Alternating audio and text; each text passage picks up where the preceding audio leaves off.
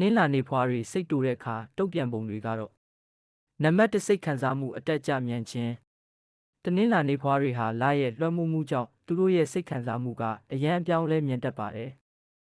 စိတ်တူလာပြီဆိုရင်ရုတ်တရက်ဒေါသထွက်တာအတန်ကြဲကြဲနဲ့ပြောဆိုတာမျိုးဖြစ်နိုင်ပြီးခဏအကြာမှပြန်ပြီးအေးသွားတတ်ပါတယ်သူတို့ရဲ့ဒေါသကကြာကြာမခံပေမဲ့အပြောင်းလဲမြန်တာကြောင့်ပတ်ဝန်းကျင်ကလူတွေအတွက်နားလည်ရခက်နိုင်ပါတယ်နံပါတ်2စိတ်ထိခိုက်လွယ်ခြင်း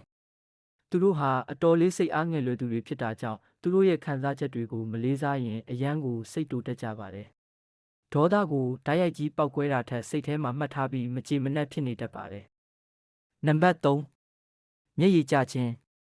စိတ်တူဒေါသထွက်တဲ့အခါတချို့တနင်္လာနေ့ဖွာတွေဟာဒေါသကိုစကလုံးနဲ့အပြည့်အဝဖော်မပြနိုင်ပဲမျက်ရည်ကျတာမျိုးဝမ်းနဲ့အားငယ်တာမျိုးနဲ့တုံ့ပြန်တတ်ကြပါတယ်ဒါဟာသူတို့ရဲ့ဒေါသကိုပြေလျော့စေတဲ့နည်းလမ်းတစ်ခုလည်းဖြစ်နိုင်ပါတယ်နံပါတ်4အဆက်အသွယ်ဖြတ်ခြင်းတနင်္လာနေ့ဖွားတွေဟာပြဿနာတွေကိုရှောင်လွှဲလိုသူတွေဖြစ်တဲ့အတွက်စိတ်တူလာပြီဆိုရင်